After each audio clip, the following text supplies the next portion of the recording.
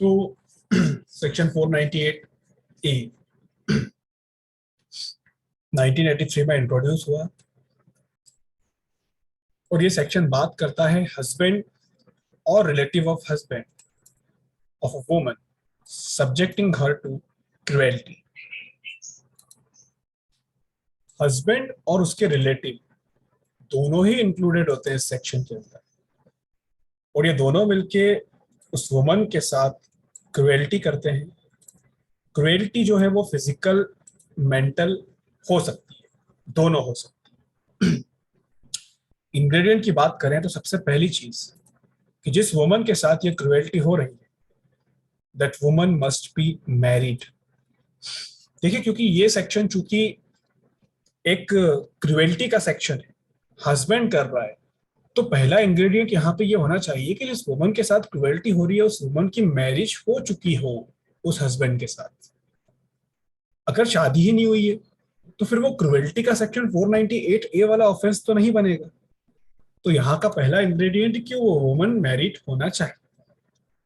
दूसरा इंग्रेडिएंट, उसके साथ क्रुएल्टी या हरेसमेंट होना चाहिए। और तीसरा कि वो जो क्रुएल्टी और हरेसमेंट है वो या तो हस्बैंड के द्वारा होना चाहिए या उसके हस्बैंड के किसी रिलेटिव के द्वारा होना चाहिए। So there are three basic ingredient of this section.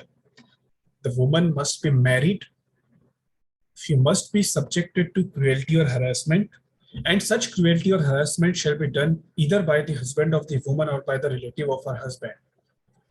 Concept of cruelty जो इस सेक्शन में दिया है वो इंडिविजुअल टू इंडिविजुअल वेरी करता है depending on the social and the economic status to which such person belong. जैसे कई बार ऐसा होता है कि बहुत अमीर घर की अगर लड़की आती है और उसका हस्बैंड उसको प्यून वाले काम करवाता है, फोर्स करके चपरासी वाले काम करवाता है, घर का झाड़ू पोछा करवाता है और टॉर्चर करने के पर्पज से करवाता है, तो यहाँ पे चूंकि उस वुमन का जो इकोनॉमिक स्टेटस है वो बहुत अमीर घर का था और according to her economic status जो काम उससे आज फोर्सफुली करवाया जा रहा है, जो उसको खुद को करने की इच्छा नहीं है, एक तरह से टॉर्चर जैसे किया जा रहा है। हस्बैंड भी काम सिर्फ अपने घर के लिए नहीं करवा रहा है, क्रुएल्टी शो करने के लिए कर रहा है। तो according to her economic status यहाँ पे उससे वो काम करवाना भी क्रुएल्टी कहलाएगा। बट अगर कोई गरीब घर से ही कोई आया है पर्सन जिसको ये काम करने की शुरू से ही आदत थी, अगर उससे आज ये काम करवाया जाता है तो उसको क्रुएल्टी की कैटेगरी में नहीं देखा जाएगा।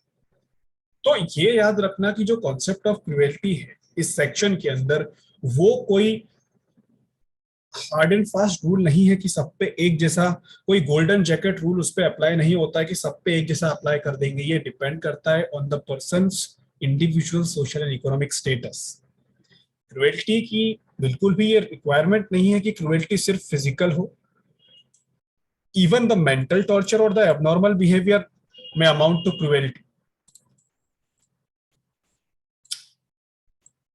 कुछ टाइम तक पहले इसको चैलेंज भी किया गया था कि सेक्शन 498 पूरी तरह से अनकॉन्स्टिट्यूशनल है, गलत है। 2005 में सुप्रीम कोर्ट में एक केस आया था, Sushil Kumar versus Union of India. इस केस में सुप्रीम कोर्ट ने क्लियर कर दिया कि सेक्शन 498 किसी भी तरह से अनकॉन्स्टिट्यूशनल नहीं है, पूरी तरह से ये कॉन्स्टिट्यूशनल है। अब देखिए टॉर्चर किस किस टाइप की चीजों को कहते हैं, एक एग्जांपल मैं आपको बता दूं।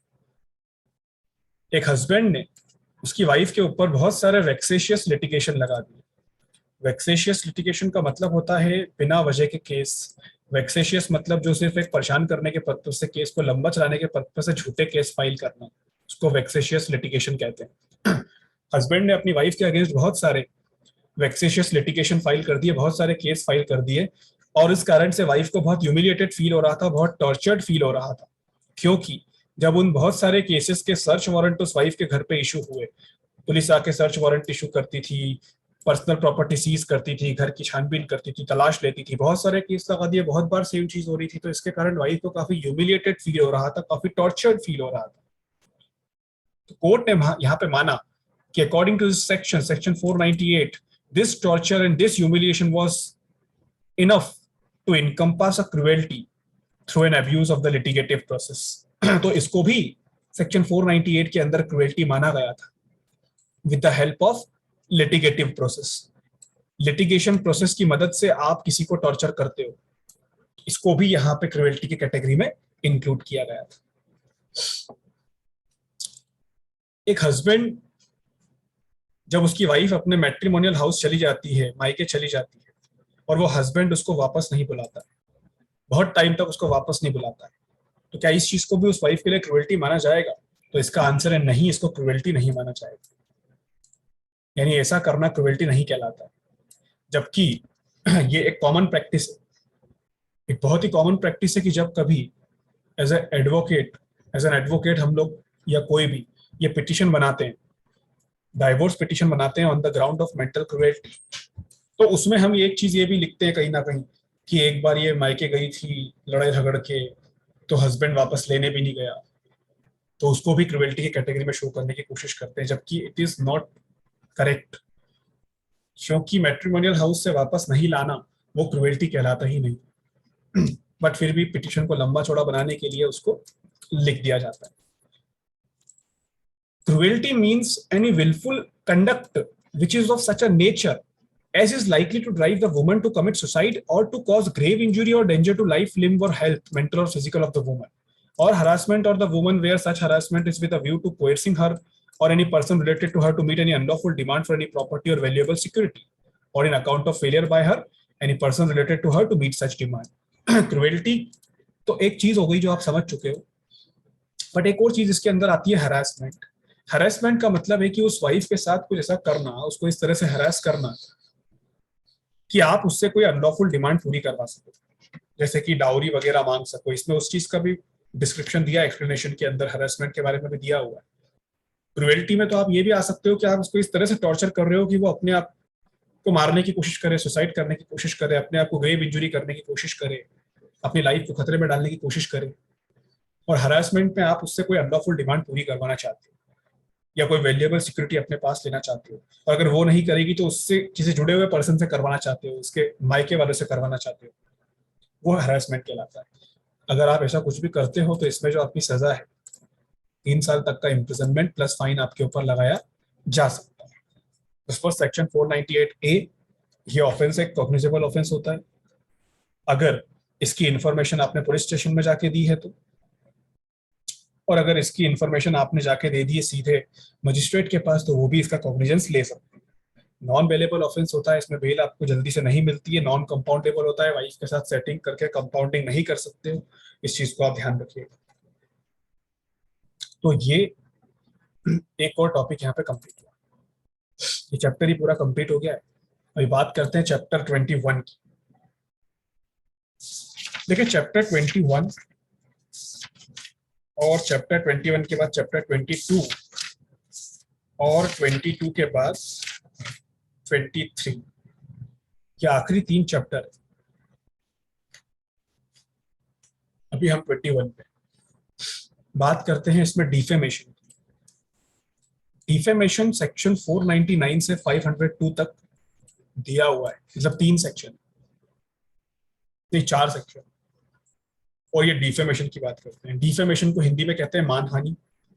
और डिफेमेशन का लिटरल मीनिंग क्या होता है ये आप लोग समझते हो कि किसी के बारे में कोई ऐसी चीज बोलना, किसी के बारे में कोई ऐसी चीज पब्लिश करना जो उसे गलत लग सकती है, किसी के बारे में कुछ गलत चीज बोलना जिसकी इमेज खराब हो जाए, 10 लोगों के सामने, 100 लोगों के सामने किसी की बुराई करना, इस तरह की बुराई करना कि उसकी इमेज के बारे में, उसके कैरेक्टर के बारे में आप कुछ बोलते हो जिससे कि उसको बुरा फील होता है, उसकी रेपुटेशन खराब होती है, उसको डिफेमेशन कहा जाता है। सेक्शन 499 काफी बड़ा सेक्शन है।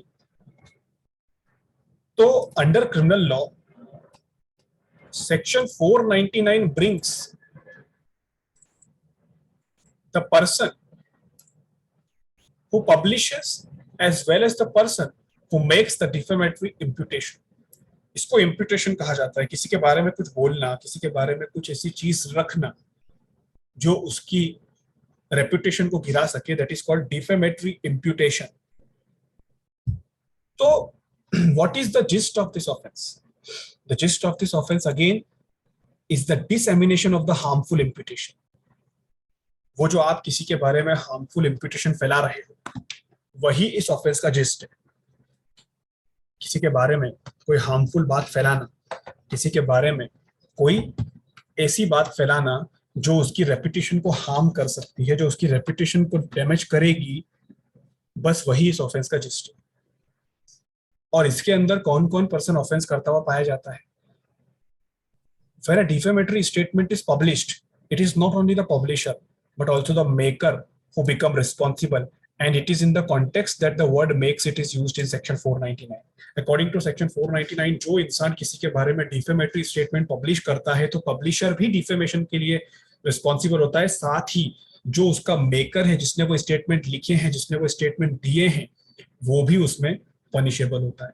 अब यहाँ पे ingredient की अगर बात करें तो ingredient आप देखिए, सबसे पहली चीज मेकिंग और पब्लिशिंग, मेकिंग और पब्लिशिंग एनी इम्प्यूटेशन।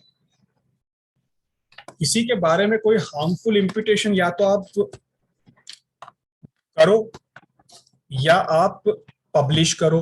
अब आप यहाँ पे देखिए मेकिंग और पब्लिशिंग में मैंने आपको बताया कि जो पब्लिशर होता है ना वो भी रिस्पॉन्सिबल होता है और जो मेकर होता है वो भी रिस्पॉन्सिबल होता है। जरूरी नहीं कि जो मेकर हो वही पब्लिशर हो, दोनों हो सकता है, बट दोनों अलग भी हो सकते हैं, दोनों ही इसमें पनिशेबल होते हैं, दोनों ही ऑफेंस करते हैं। दूसरा, such imputation must have been made by, वो जो इम्प्यूटेशन आप कर रहे हो, वो जो आप किसी के बारे में कुछ डिफेमेटरी चीज प्रिपेयर कर रहे हो, वो आप कैसे कर रहे हो? ईदर बाय वर्ड स्पोकन और इंटेंडेड टू बी रीड और साइन और विजिबल रिप्रेजेंटेशन। मतलब आप समझ रहे हो कि जो आप इम्प्यूटेशन करते हो किसी के बारे में, जो आप किसी के बारे में कुछ डिफेमेटरी इम्प्यूटेशन देते हो, सिग्नल देते हो, वो आप बोल के भी दे सकते हो, वो आप किसी को पढ़ने के पर्पज से किताब में छपवा के भी दे सकते हो, किसी साइन से भी दे सकते हो और किसी विजिबल रिप्रेजेंटेशन से भी दे सकते हो। विजिबल रिप्रेजेंटेशन का मतलब कि सपोज करो कि मैंने ना मेरे दोस्त की एक पेंटिंग प्रिंट करवा दी, उस पेंटिंग में मेरा दोस्त चोरी करता हुआ दिख रहा है और मैं सबको दिखा रहा हूँ, पूरी दुनिया को, तो पूरी दुनिया उस पेंटिंग को देख के क्या समझेगी कि मेरा दोस्त चोर है। तो यहाँ पे मैंने विजिबल रिप्रेजेंटेशन से एक तरह से उसका डिफेमेशन कर दिया, एक इम्प्यूटेशन मैंने कर दिया वहां पे। अब अगर मैंने मेरे दोस्त के साथ ये चीज मजाक में की होती तो इसको डिफेमेशन नहीं कहते, लेकिन एक तीसरा इंग्रेडिएंट यहाँ पे और बनता है कि पहला इंग्रेडिएंट तो ये था कि मैंने वो इम्प्यूटेशन बनाया, वो इम्प्यूटेशन मैंने किस तरह से बनाया वो चीजें देख ली। तीसरा, वो इम्प्यूटेशन मैंने क्यों बनाया, ये भी मैटर करता है। Such imputation must have been made with the intention of harming और विद द नॉलेज और reason to believe that it will harm the reputation of the person concerning whom it is made। अब देखिए यहाँ पे intention का होना compulsory नहीं है, मतलब अगर इंटेंशन होगा मेरा उसकी रेपुटेशन को हार्म करने का तो मैंने डिफेमेशन कर दिया। बट अगर एक पल के लिए मान लो कि मेरा इंटेंशन नहीं था, मेरा इंटेंशन नहीं था, बट फिर भी उसका डिफेमेशन तो हो गया। जो मैंने पेंटिंग बनाई मेरे दोस्त की चोरी करते हुए, उसमें डिफेमेशन तो हो गया। अरे इंटेंशन नहीं था तो क्या हुआ, नॉलेज तो था ना इस चीज का कि अगर इस तरह की पेंटिंग को पब्लिक करूंगा तो मेरे दोस्त की बदनामी होगी, नॉलेज तो था ना। चलो नॉलेज भी नहीं था, अरे रीजन टू बिलीव तो था कि ऐसी पेंटिंग बनाऊंगा तो लोग मेरे दोस्त को चोर समझेंगे। तो याद रखना इंटेंशन यहाँ पे कोई बहुत इंपॉर्टेंट एलिमेंट नहीं है। अगर इंटेंशन मिसिंग भी होगा और अगर नॉलेज प्रेजेंट होगा, नॉलेज मिसिंग भी होगा, रीजन टू बिलीव प्रेजेंट होगा, तो भी डिफेमेशन के इंग्रेडिएंट सेटिस्फाई हो जाएंगे। तो मेकिंग और publishing the imputation must have been made by either the word spoken और to be read or signed or visible representation, and such imputation must either be done with the intention of harming the reputation or with the knowledge that the reputation will be harmed, or you are having the reason to believe that the reputation of that person will be harmed concerning whom it is made। बस यही एक ingredient यहाँ पे होता है। Defamation का जो offence होता है एक्चुअल में वो कोई ऐसा स्टैट्यूटरी ऑफेंस नहीं होता है जिसमें सिर्फ मेंस रिया को देखा जाए। सिर्फ मेंस रिया को देखने वाला स्टैट्यूटरी ऑफेंस नहीं है ये। यहाँ पे ये भी देखा जाता है कि आपका जो माइंड है वो गिल्टी माइंड है या नहीं, यानी आप इंटेंशन रखते थे, आपको नॉलेज था, आपके पास रीजन टू बिलीव था, ये यहाँ पे इंपॉर्टेंट रोल प्ले करते हैं। अब डिफेमेटरी स्टेटमेंट दो तरह के हो सकते हैं, लाइबल और slander. Libel is a defamatory statement that is written and slender is a defamatory statement that is oral. अगर रिटर्न डिफेमेटरी स्टेटमेंट पब्लिश करते हो जिसको कोई पढ़ेगा तो डिफेमेशन हो जाएगा किसी पर्सन का, उसको लाइबल कहा जाता है। और अगर ओरली आप करते हो, आप कहीं ऑडियंस के सामने खड़े होकर, पब्लिक के सामने खड़े होकर किसी की बदनामी करते हो orally, that is called slender. ठीक है, स्लेंडर इसको कहा जाता है। इंग्लिश लॉ में स्लेंडर और लाइबल ये दो वर्ड यहाँ पे यूज किए जाते हैं। इसमें एक चीज होती है कि everyone who composes, who dictate, who write और in any way contribute to the making of libel is the maker of libel. यानी कोई भी व्यक्ति अगर डिफेमेटरी स्टेटमेंट लिखता है तो जो उसको लिखता है, जो उसको डिक्टेट करता है, जो उसको कंपोज करता है, जो उसको किसी भी तरह से उसमें कंट्रीब्यूट करता है, वो सब लोग उसका मेकर कहलाते हैं। अगर एक डिक्टेट करता है, दूसरा लिखता है, दोनों के दोनों गिल्टी है। क्यों? क्योंकि जो व्यक्ति लिख रहा है वो अपनी एप्रोबेशन दिखा रहा है डिक्टेट करने वाले के साथ कि भाई तू बोल, मैं लिखूंगा, अगर कुछ गलत था तो तू क्यों लिख रहा था। जो डिफेमेटरी मैटर है वो पब्लिश हो जाना चाहिए। अगर पब्लिश नहीं हुआ है तो डिफेमेशन नहीं कहलाएगा। अगर किसी के बारे में कुछ बुरी चीज लिख के अपने डायरी में लिख के रख लिया आपने, जिसको आप कभी पब्लिश नहीं करोगे, तो उसको डिफेमेशन थोड़ी बोलेंगे। डिफेमेशन तब होता है जब आप किसी के बारे में कुछ डिफेमेटरी मैटर लिखो और उसको पब्लिश कर दो। और पब्लिश करने का लिटरल मीनिंग यहाँ पे ये नहीं होता है कि आप उसको न्यूज़पेपर में छपवाओ, किताब में छपवाओ, न्यूज चैनल पे दिखाओ। पब्लिश का मतलब होता है कि you must communicate that to the person other than the person about whom it is addressed. जिसके बारे में लिखा है उसके अलावा किसी और पर्सन को आपने वो दिखा दिया। ऐसा ये भी डिफेमेशन नहीं होता है कि आपके बारे में कुछ गलत चीज लिख के मैंने आपको ही भेजी है सिर्फ, और किसी को नहीं भेजी। मैंने मेरे दोस्त की चोर वाली पेंटिंग बना के मेरे दोस्त को ही भेजी थी बस, और किसी को नहीं भेजी थी, तो वो डिफेमेशन नहीं हुआ। क्यों? क्योंकि मैंने उसको सिर्फ उसको कम्युनिकेट किया बस। अरे उसको खुद को देखने पे थोड़ी डिफेमेशन होगा, डिफेमेशन दुनिया के लिए देखा जाता है। तो डिफेमेटरी मैटर पब्लिश हो जाना चाहिए, और पब्लिश का मतलब होता है कि वो किसी ऐसे पर्सन के साथ कम्युनिकेट हो जाना चाहिए जो other than the person to whom it is concerned, उसके साथ पब्लिश हो जाना चाहिए। Communicating defamatory matter only to the person defamed is not a publication. जिस व्यक्ति के साथ डिफेमेशन करने की आपकी प्लानिंग है, सिर्फ कम्युनिकेशन बस उसके साथ किया तो उसको पब्लिकेशन नहीं बोलते। ठीक है, तो ये कुछ इंग्रेडिएंट मैंने आपको बताए। अभी बहुत सारी चीजें इस सेक्शन के अंदर बची है जो हम कल पढ़ेंगे। तब तक आप लोग पढ़िए, कल मिलते हैं, फिर आगे पढ़ते हैं। Thank you.